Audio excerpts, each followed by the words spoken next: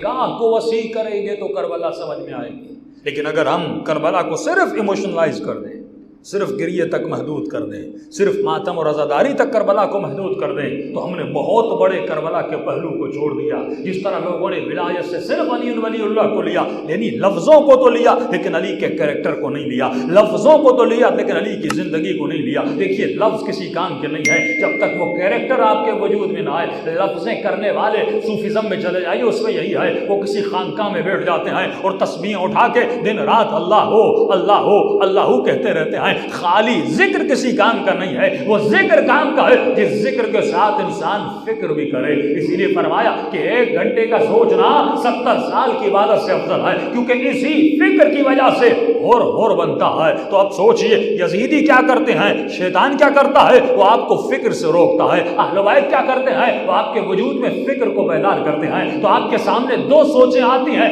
ایک سوچ وہ ہے جو آپ کی فکر کو بند کرتی ہے، دوسری سوچ وہ ہے جو آپ کے فکر کو کھولتی ہے۔ امام کا مطلب ہے وجود کو بیدار کرنا، ضمیر کو بیدار کرنا، سوئے ہوئے انسانوں کو بیدار کرنا۔ جب علامہ اقبال کہتے ہیں اس قوم کو تو بیدار ہونے دو، ہر شخص پکارے گا ہمارے حسین، یہ بیداری جسم کی بیداری نہیں ہے۔ آپ تو روزانہ صبح کو بیدار ہوتے ہیں، اپنے آفس میں جاتے ہیں، یہ جسم تو بیدار ہے لیکن اس کا ضمیر مردہ ہے، اس کا وجود مردہ ہے، اس کا وجود سویا ہوا ہے۔ تو فرمائے امام کا کام یہ تھا کہ سوئے ہوئے جسموں میں انسانوں کو بیدار کرنا، ان کے ضمیر کو بیدار کرنا، کہ فرماتے موتو قبل ان تموتو، اس سے پہلے کہ تمہیں مار دیا جائے تو خود کو مار دے۔ مولا کس کو ماروں، اپنی غفلت کو مار دے، اپنی غفلت کو موت دے اور اپنے وجود میں بیدار ہو جا۔ لیکن یہ غفلت کب انسان کی مرتی ہے، جب انسان اپنی آنکھوں سے ملک الموت کو دیکھتا ہے، اس وقت ہر انسان بیدار ہو جاتا ہے۔ لیکن معصوم فرماتے ہیں وہ بیداری کسی کام کی نہیں ہے۔ ارے اس وقت تو فرعون نے بھی کہا تھا جب ڈوبنے لگا تھا کہ آمن تو اے خدا میں تجھ پر بھی ایمان لے آیا اور رب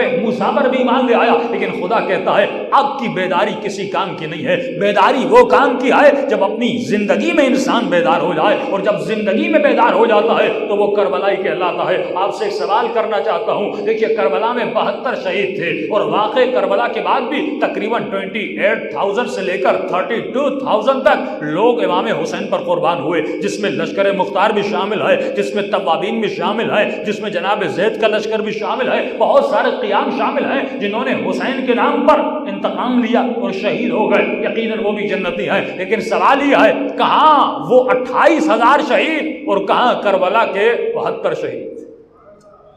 ان دونوں میں فرق کیا ہے؟ یہ بھی حسین پر شہید ہوئے، وہ بھی حسین پر شہید ہوئے، وہ 28,000 ہیں، یہ 72 ہیں، لیکن آپ ان 28,000 کو ایک کربلا کے حر سے ملا سکتے ہو، ایک علی اکبر سے اس کا موازنہ کر سکتے ہو، ایک جناب جون سے موازنہ کر سکتے ہو، آپ ان کا موازنہ صرف ایک حبشی غلام سے کر سکتے ہو جس کا نام جون ہے، کہ آپ اس سے وہاں ایک کلبی کا مقابلہ کر سکتے ہو؟ فرمایا نہیں۔ معصوم سے پوچھا گیا مولا کیوں؟ وہ بھی تو شہید ہیں، یہ بھی تو شہید ہیں، وہ بھی حسین کے نام پہ شہید ہوئے، یہ بھی حسین کے نام پہ شہید ہوئے۔ فرمایا فرق ہے، فرق کون سا ہے؟ فرمایا جو کربلا میں شہید ہوئے انہوں نے صحیح وقت پر صحیح فیصلہ کیا تھا، جسے ہم اہم اور مہم کہتے ہیں۔ مومن کی نشانی ہے وہ اہم اور مہم کی تمیز کرنا جانتا ہے، یعنی اس طرح کہوں کہ امپورٹنٹ ان موسٹ امپورٹنٹ، اس وقت میرے لیے بہت زیادہ ضروری کیا ہے اور ضروری کیا ہے۔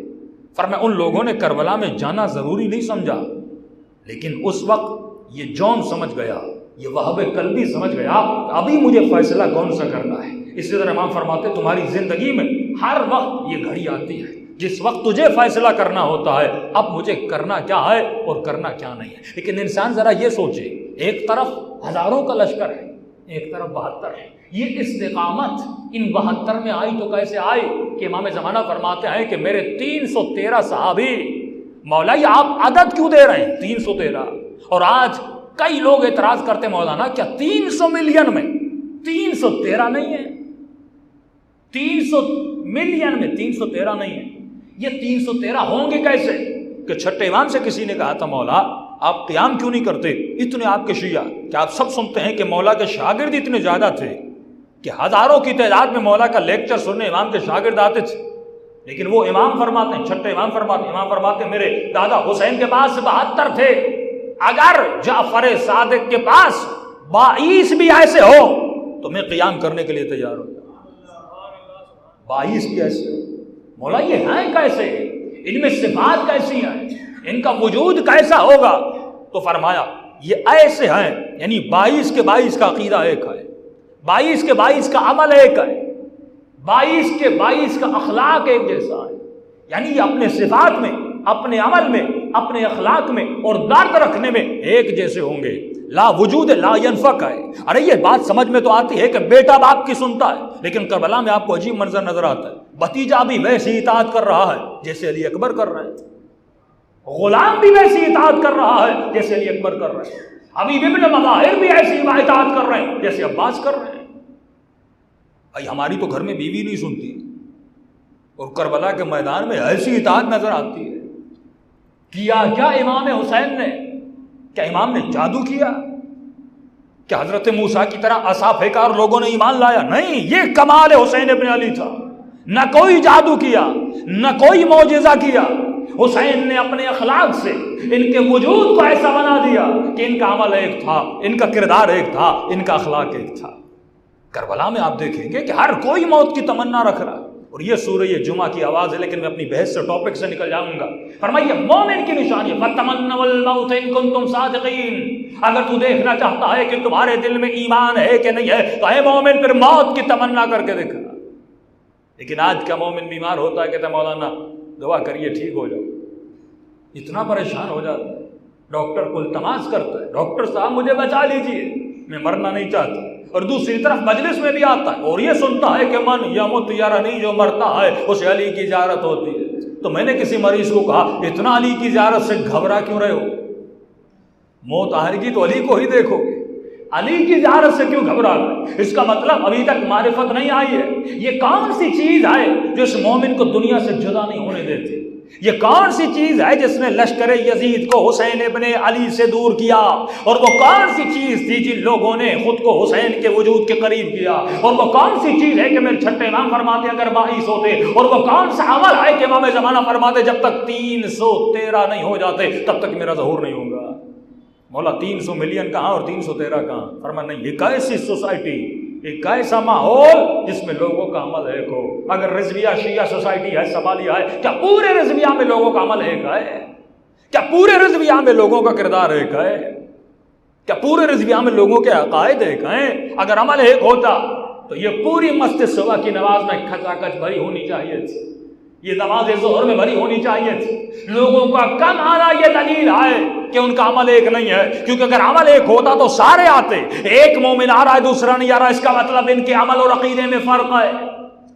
20 مومن مجلس میں آ رہے ہیں دوسرے نہیں آ رہے، اس کا مطلب ان کے عمل اور عقیدے میں فرق ہے. جب معاشرے کا عمل ایک ہو جاتا ہے اور جب امام وقت لبیک کہتا ہے تو پورا معاشرہ کھنچتا ہوا آتا ہے. اور کربلا میں یہ چیز آپ کو نظر آتی ہے کہ امام کیا دکھاتے ہیں؟ جب وقت اذان آتا ہے اور وقت نماز آتا ہے، بی بی ابھی نماز پڑھ رہی ہے، حسین بھی نماز پڑھ رہے ہیں، کوئی نماز پڑھ رہا ہے، کوئی نماز کو بچانے میں لگا ہوا ہے. یعنی ان سب کا عمل ایک ہے. یہ میدان صفین نہیں تھا کہ علی ابن ابی طالب مصلی بچھا رہے ہیں اور ابن عباس اعتراض کر رہے ہیں کہ علی یہ میدان جنگ ہے، یہ نماز پڑھنے کا وقت نہیں ہے. یہیں سے پتا چلتا ہے کہ جنگ صفین میں علی کے عقیدے میں ابن عباس کے عقیدے میں فرق ہے، علی کے عقیدے میں اور اصحاب کے عقیدے میں فرق ہے. کیونکہ علی کے اصحاب نے علی پر اعتراض کیا کہ مولا یہ میدان جنگ ہے، وقت نماز نہیں ہے. لیکن کربلا میں جب حسین مصلی بچھاتے ہیں کوئی اعتراض نہیں کرتا. سعید کھڑا ہو جاتا ہے کہ حسین تو نماز پڑھ، اگر میرے وجود پہ تیر لگتے ہیں تو لگ جاتے ہیں.